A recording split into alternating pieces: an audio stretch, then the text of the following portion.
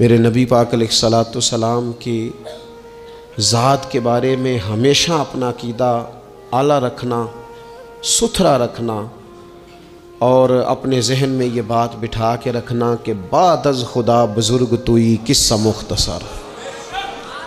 कभी किसी शख्स की कमज़ोर बात के पीछे न चलना। अल्लाह ने हमें रहमत लिल आलमीन नबी का ग़ुलाम बनाया है। अल्लाह ने महबूब पाक अलैहिस्सलाम को अज़मतों, शानों, बुलंदियों के साथ भेजा है। कभी किसी ऐसे बहस का हिस्सा ना बनना जो हुजूर के कमाल को तोलें या नबी पाक के इल्म को तोलें या हुजूर के फ़ज़ाइल को तोलें या नबी पाक अलैहिस्सलाम की अज़मतों को तोलें। कभी इस बात के कायल ना होना। ये नज़रिया लेके हमने कब्र में जाना है कि बलगल उला बे कमाल ही कशफत दुजा बे जमाल हसनत जमीओ खिसाल सल्लु अलैहि वा।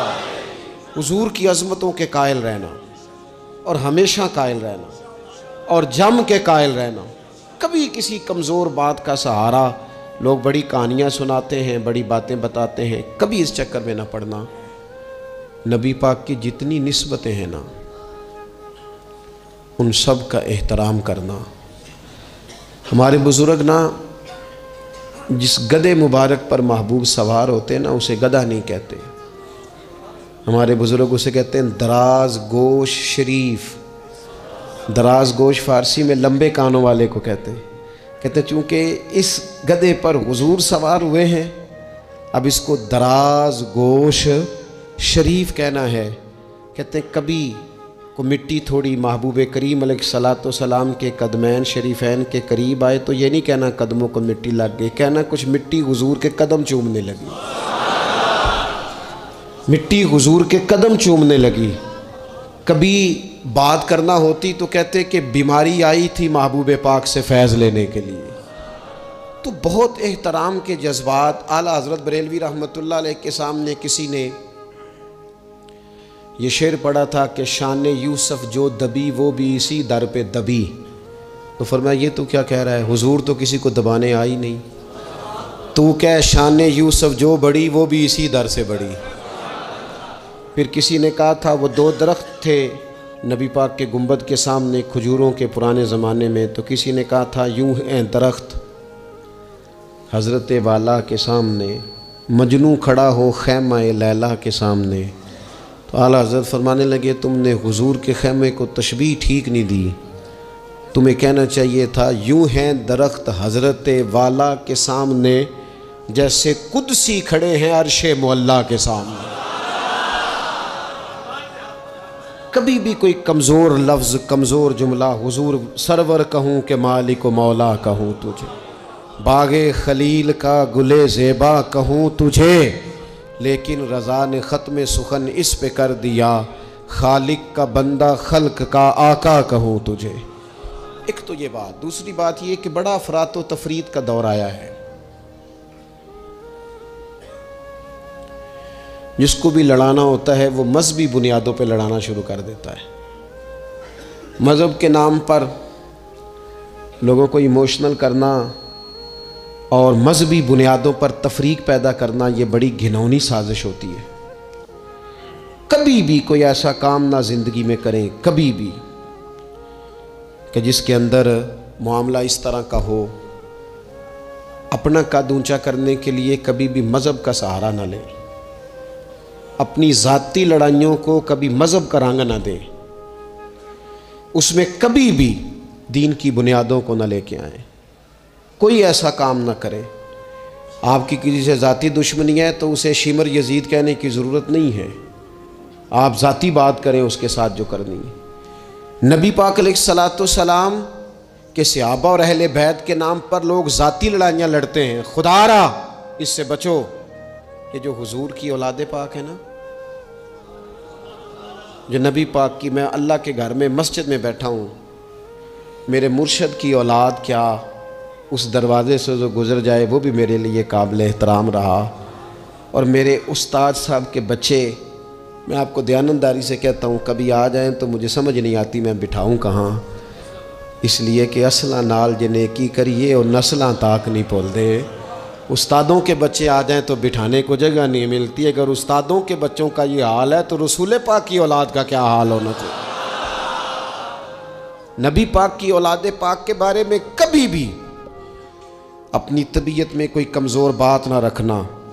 नबी करीम ने फरमाया, ऐ अल्लाह, ये मेरे हसन और हुसैन है, मैं इन दोनों से मोहब्बत करता हूँ, तू भी इनसे मोहब्बत फरमा। और फिर महबूब फरमाने लगे, ऐ अल्लाह, जो मेरे हसन हुसैन से मोहब्बत करे तो उन सब से भी मोहब्बत फरमा। इस तरह हुजूर की औलाद पाक का एहतराम करना है ना, बिल्कुल उसी तरह मेरे नबी पाक के सहाबा। ज़माना चराग लेके ढूंढेगा ना, वफ़ा की सारी तारीखें जहाँ दम तोड़ जाएंगी वहाँ से जनाब सिद्दीक़ अकबर का आगाज़ होता है। दम तोड़ जाएंगी जहाँ सारी चीज़ें। अबू बकर सिद्दीक़, जनाब सिद्दीक़ अकबर। ओ दोस्तों, इतने बड़े लफ्ज़ नहीं मिलेंगे कभी भी कि हुजूर फरमाते हैं मेरे पास जिसके पैसे आए मैंने अमानत समझ के खर्च किए, अबू बकर के आए तो मैंने अपने समझ कर खर्च किए। हज़रत अबू बकर सिद्दीक़ की और फिर सैयदना फ़ारूक आज़म। आपने भी हदीस सुनी होगी, मैंने हुजूर ने फरमाया कि शैतान उम्र को देख के रास्ता बदल जाता है। पहले ये हदीस पढ़ा सुना करते थे, अब इस तरह का तजर्बा हुआ है कि बात ही खुल गई है। वो सिर्फ हज़रत उमर को देख के रास्ता नहीं बदलता, हज़रत उमर का नाम भी ले तो रास्ता बदल जाता है। तो यकीन करें, हमने लोगों को रास्ते बदलते देखा है।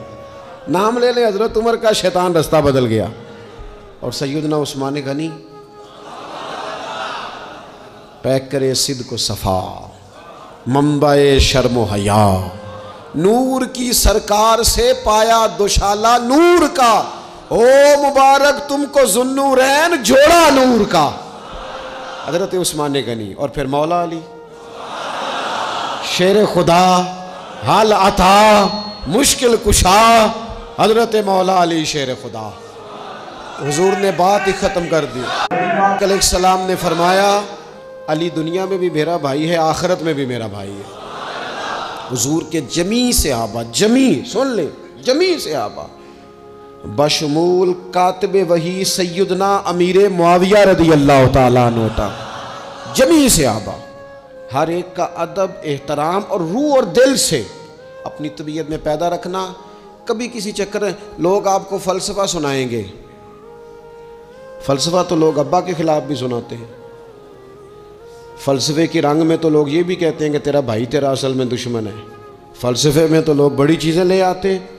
तो लोगों की कहानियाँ सुन के कभी चक्कर में ना पड़ना, अकीदे को मजबूत रखना। और दूसरी मैं आप हज़रात से गुजारिश करूँगा, अपनी ज़िंदगी से काम लें, अपनी ज़िंदगी को बामकसद बनाएं। उससे पहले कि वजूद थकने लगे, बीमार होने लगे, कमज़ोर होने लगे, ऐसा वक्त आ जाए कि लोग नमाजें भी कुर्सियों पे पढ़ने लगे, अपने आप से काम लें, सख्त मेहनत का आदी बनाएं अपने आप को, जद्दोजहद करें। ये ढेर सारी तादाद में उन लोगों की देखता हूँ जो काम नहीं करते, मेहनत नहीं करते। नबी पाक सल्लल्लाहु ताला अलैहि वसल्लम के सामने से एक नौजवान गुजरा तो कुछ लोगों ने कहा, या रसूल अल्लाह सल्लल्लाहु ताला अलैहि वसल्लम, ये माल कमाने के लिए जा रहा है, काश ये अल्लाह के रास्ते में जिहाद के लिए सफ़र करता। तो हुजूर फरमाने लगे, अगर ये अपने बच्चों की रोज़ी के लिए बंदोबस्त करने जा रहा है फिर भी अल्लाह के रास्ते में ही है। माँ बाप, बहन भाई, बीवी बच्चों के हुकूक अदा करने के लिए कोशिश कर रहा है तो भी अल्लाह के रास्ते में ही है। और अगर इसलिए कोशिश कर रहा है कि मैं किसी के सामने हाथ फैलाने से बचूं तो फरमाया फिर भी अल्लाह के रास्ते में ही है।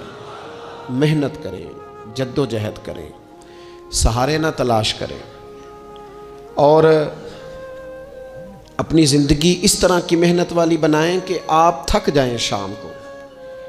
एक लंबी तादाद है लोगों की जो काम नहीं करती, कोशिश नहीं करती, तगो-दो नहीं करती। कोई भी आप किसी शोबे से भी वाबस्ता हैं, बजाय इसके कि दूसरे शोबे को ठीक करने की कोशिश की जाए, हम जिस शोबे में हैं हम उस शोबे में मेहनत करें, कोशिश करें।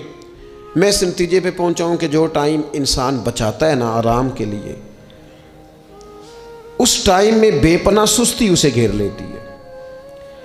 हम छोटे होते थे, बचपन में स्कूल से एक छुट्टी करते थे, फिर दूसरी करने को भी दिल करता था, दूसरी करते थे, फिर तीसरी करने को भी दिल करता था। गाड़ी उसी का नाम है जो चलती रहे, ड्यूटी उसी का नाम है जो हमेशा की जाए।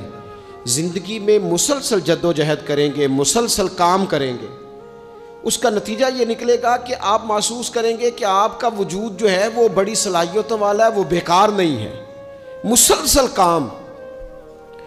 आप अंबिया किराम अलैहिमुस्सलाम की ज़िंदगी देखें, सहाबा की ज़िंदगियाँ देखें, अहले बैत की देखें, औलिया अल्लाह की देखें, बुजुर्गान दीन की देखें, आप देखें कि उन्होंने काम कितना कितना बड़ा किया है। हम कभी उनको पढ़ते हैं तो हैरान हो जाते हैं कि यार इतने मुख्तसर वक्त में इतना ज़्यादा काम तो मुमकिन ही नहीं। आला हज़रत रहमतुल्लाह अलैह ने 1000 किताब लिख दी। इमाम बुखारी ने पूरी दुनिया में घूमकर अहादीस जमा करके एक जगह पे इकट्ठी कर दी और फिर उसूल वज़ा कर दिए हदीस पाक के कि हदीस किस तरह कबूल की जाएगी। फिर उसमें फ़र्क कर दिया कि सही कौन सी है, मुतवातर कौन सी है, हसन कौन सी है, ज़ईफ़ कौन सी है, मौजू हो तो फिर उसके कायदे क्या हैं। इतना काम बुजुर्गों ने कर दिया। जद्दोजहद थी ज़िंदगी में, मुसलसल ड्यूटी करते थे। जब मुसलसल काम करते हैं ना, नबी पाक सल्लल्लाहु ताला अलैहि वसल्लम ने फरमाया जो आदमी मेहनत करे, कोशिश करे और शाम को थक के सो जाए, अल्लाह उसके पिछले गुनाहों को माफ़ फरमा दे। तो चलते रहें, जद्दोजहद करें, हिम्मत करें, कोशिश करें। कभी कभी यूँ होता है कि इंसान समझता है कि मैंने कोशिश तो की थी, लेकिन यार ये मेरे कोशिश करने से कोई नतीजा नहीं निकला। आरिफ रूमी रहमतुल्लाह अलैह फरमाते हैं कि एक शहर ऐसा था जिसमें एक बीमारी बार बार हमला करती थी। तो 3-4 पहाड़ियाँ एक दूसरे के ऊपर थी, इकट्ठे पहाड़ बने हुए थे, उसके ऊपर वो जड़ी बूटी थी जिससे उस बीमारी का इलाज होता था। तो कई हकीमों ने बताया कि अगर वो जड़ी बूटी हासिल कर ली जाए तो तुम्हारे शहर के लोग सेहतयाब हो सकते हैं। पर वो 4 पहाड़ियाँ ऊपर नीचे और फिर ढलान बड़ी सीधी थी, जो पैर रखता फिसल जाता, कोई जुर्रत ही ना करता ऊपर जाने की। लेकिन लोग बीमार थे, तकलीफ़ में थे। बिलाखर एक शख्स ने इरादा किया कि कब तक लोगों को बीमारी से सिसकते, तड़पते, मरते देखता रहूँगा। उसने कुल्हाड़ा उठाया, हथौड़ा उठाया, पहाड़ काटना शुरू किया कि मैं सीढ़ियाँ बनाऊँगा ऊपर जाने के लिए। फरमाते हैं कि वो पहाड़ काट रहा था तो जो करीब आते थे ना, वो उसे कहते थे पागल हो गया तू अकेला बंदा कैसे पहाड़ काटेगा, बेवकूफ़ है, छोड़ दे। उसने कहा यार तुम साथ नहीं चल सकते तो हौसला शिकनी तो ना करो, मुझे कुछ करने तो दो। सालों लग गए, एक पहाड़ काट के सीढ़ियाँ बनाई उसने। फिर दूसरा पहाड़ शुरू किया, फिर सालों लग गए और 2 पहाड़ काटे थे। बुढ़ापा आ गया, बीमार हो गया, मौत का वक्त आ गया। अब चूँकि सीढ़ियाँ बन गई थी तो 2 पहाड़ कट गए थे, वहाँ तक लोग आने जाने लगे थे। ऐन उस वक्त जब वो दुनिया से जा रहा था, फिर भी कुछ लोग हौसला शिकनी कर रहे थे। उसे कह रहे थे खुदा के बंदे क्या नतीजा निकला। कुछ लोगों की ड्यूटी होती है अपोजिशन का किरदार अदा करना, वो हर मौके पर हौसला शिकनी करते हैं। अब उस पर आखिरी वक्त आ गया है, बावजूद उसके कुछ लोगों ने जाके कहा क्या नतीजा निकला जी, तेरे ऊपर मौत का वक्त आ गया है, तू ऊपर तक तो जा नहीं सका, फ़ायदा क्या हुआ। वो कहने लगा बेवकूफ़ो तुम्हें पता ही नहीं मैं कामयाब होके जा रहा हूँ। उन्होंने कहा किस तरह। कहने लगा मैंने आधा सफ़र आसान कर दिया है, अब जो मेरे बाद आएगा ना उसे सिफर से नहीं शुरू करना पड़ेगा, मैंने आधा सफ़र उसके लिए आसान कर दिया। वो तीसरे पहाड़ से शुरू करेगा, 2 काटेगा तो जड़ी बूटी तक पहुंच जाएगा, लोगों को शिफा होने लगेगी अल्लाह के फजल से। हम पता क्या करते हैं, बिलखुसूस मेरे वतन का रिवाज ये है कि लोग आधा सफ़र भी आसान करने को तैयार नहीं। वो कहते नहीं सारा ही फलाना करेगा। जितने अंबिया दुनिया में आए ना मेरे दोस्तों, वो सारे कामयाब गए, लेकिन किसी के साथ 4 उम्मती, किसी के साथ 10, किसी के साथ 100, किसी के साथ 200, लेकिन नबी कामयाब गए। क्यों कि अल्लाह ताला ने जो उनके ज़िम्मे ड्यूटी लगाई थी वो ड्यूटी उन्होंने पूरी जिम्मेदारी से सर अंजाम दी। उस ड्यूटी में उन्होंने कभी कोई कमी दिखाई तो अपनी ज़िंदगी में जद्दोजहद करें, काम करें, बैठकर सिर्फ बात ना करें, तनकीद ना करें, बैठकर सिर्फ मनसूबाबंदी ना करें। और मेरे मुल्क में बिलखुसूस ये काम होता है, तबसरे करो, चैनल खोलो, तनकीद करो, अंदर की खबर लेके आओ, कोई कहानी सुनाओ, कोई नई स्टोरी बनाओ, लेकिन काम ना करो। बड़ी खूबसूरत बात की शायर ने, उसने कहा शिकवाए जुल्मत शब से तो कहीं बेहतर था, अपने हिस्से की कोई शम्मा जलाते जाते। लोग तालीम नहीं हासिल कर रहे तो भैया आप एक बच्चे का खर्च उठा लें, किसी गरीब का आप उसे पढ़ा दें, एक बंदा तो आपकी वजह से तालीम याफ्ता हो जाए। लोगों को खाना नहीं मिल रहा, भूखों मर गए लोग, हुकूमतें कुछ नहीं कर रही, आप 10 बंदों की जिम्मेदारी उठा लें, आप गरीबों को देख लें, 10 लोगों के घर में आप खाना पहुंचाना शुरू करें। और ये होता रहा है, लोग ये काम करते रहे, ये ड्यूटियां हमारे बुजुर्गों ने सर अंजाम दी हैं, 2-2 करके, 4-4 करके, 6-6 करके उन्होंने काम किया है। अपनी जिम्मेदारी का एहसास करें, मुसलसल काम करें, मुसलसल जद्दोजहद करें, मुसलसल ड्यूटी करें। और फिर मेरी तीसरी गुजारिश आपसे ये है कि जिस तरह आप अपने अपने घर में आपकी जिम्मेदारियां होती हैं, और अगर आप जिम्मेदारी अदा नहीं ना करते तो एहतजाज होता है। माँ को टाइम नहीं देते तो माँ भी एहतजाज करती है, घर वाली को टाइम नहीं देते तो वो भी एहतजाज करती है, दोस्तों को वक्त नहीं देते तो वो भी उसका शिकवा करते हैं। तो आपके ज़िम्मे जितनी भी जिम्मेदारियां हैं, आप पढ़ाते हैं, क्लास में वक्त पे नहीं आते तो उसका इजहार किया जाता है। हमने अपने अपने ज़िम्मे जो जिम्मेदारियां ली हैं पूरी करते हैं। मैं आज आपको ये पैगाम देना चाहता हूँ कि एक एक ड्यूटी दीन की भी अपने ज़िम्मे लें, एक एक ड्यूटी, एक काम अपने ज़िम्मे ले लें। आप अपने अपने इलाके की मस्जिद में झाड़ू देने की ड्यूटी ले लें। आप ये जिम्मेदारी ले लें कि मुझसे कुछ नहीं हो सकता तो मैं हफ्ते के बाद मस्जिद में जाऊंगा और कुरान मजीद को मैं साफ़ करके, झाड़ पूंछ के, तरतीब के साथ मुरतब करूंगा। मुझे अगर नाजरा कुरान मजीद ठीक पढ़ना आता है तो मैं 10-11 बच्चों का रोज़ सबक सुनूंगा, आगे पढ़ाऊंगा। कोई जिम्मेदारी लें, दीन की कोई ड्यूटी अपने ज़िम्मे लें। अगर माली तौर पर आप ताउन कर सकते हैं तो किसी जगह, किसी मस्जिद में, मदरसे में, खैर के किसी काम में शामिल हो जाएं। दीन इस्लाम के साथ अमलन तबलीग में अपना काम करें। जिम्मेदारी हर दुनिया का काम मैनेज करके, मुरतब करके किया जाने लगा है। मईशत हो, मुआशरत हो, तामीरात हो, दीन का काम है वो उसी तरह चल रहा है। महफिल आ गई, बरकत के लिए महफिल कर लो, जुम्मा आ गया पढ़ लो, तरावी एक हाफिज साहब मुकर्रर कर लो। भाई आप इसको मैनेज करें। सारी दुनिया में चीज़ें मैनेज की जाती हैं, आप इसे मैनेज करें। आप खतीब साहब से फरमाइश करें कि मुझे आप जुम्मे वाले दिन इस मौजू पर कुछ सुनाएं। आप मस्जिद के इमाम से इस बात की फरमाइश करें कि आप तरावी में जो कुरान मजीद सुनाएंगे, मेहरबानी करें हमें उसका खुलासा भी बयान करके सुनाएं। आप थोड़ी कोशिश करेंगे तो आप देखेंगे कि बयान करने वालों का भी ज़ौक़ बढ़ेगा। कुछ थोड़ी जिम्मेदारी का एहसास करें। सहाबा किराम ने ना बड़ी मनसूबाबंदी के साथ दीन फैलाया, बड़ी जद्दोजहद की। उन्होंने देखा किस इलाके में हमने जिहाद के लिए जाना है, किस में तबलीग के लिए जाना है, किस इलाके में किस तरह करके हमने ड्यूटी सर अंजाम। मिस्र में एक शहर है, उसका नाम है फुस्तात। वो कहते हैं घोंसले को, परिंदों के घोंसले को। हज़रत साद बिन अबी वकास रदी अल्लाह ताला अन्हु अपनी फ़ौजें लेके वहाँ गए थे। आपने वहाँ खैमा लगाया, कुछ दिन वहाँ क़याम करना था, आपका वहाँ खैमा था। वहाँ आके कबूतर बैठने लगे, एक कबूतरी ने अंडे भी दे दिए, वहाँ घोंसला बन गया। अब आप जब वहाँ से हिजरत करने लगे ना, आगे बढ़ने लगे, तो दिल में ख्याल आया कि खैमे उखाड़ते हैं, चलते हैं। जब वो खैमे उखाड़ने लगे तो देखा ऊपर तो घोंसला बना है, उसमें तो कबूतर रहते हैं, उनके बच्चे भी हैं। हज़रत साद बिन अबी वकास ने 2 फ़ौजियों के ज़िम्मे लगाया, फरमाया यहाँ तुम पहरेदार बन के खड़े हो जाओ, ये खैमा उखाड़ा नहीं जाएगा, इसको यहीं लगा रहने देंगे ताकि ये कबूतर जो हैं इन्हें तकलीफ़ ना हो। वो 2 फ़ौजी वहीं रहे, खैमा लगा रहा, वहाँ पानी का बंदोबस्त किया जाता रहा, खुराक का बंदोबस्त किया जाता रहा। करीब करीब बस्तियों से जब लोगों ने देखा ना यहाँ लोग मौजूद हैं, तो लोगों ने वहाँ आके मकान बनाने शुरू कर दिए।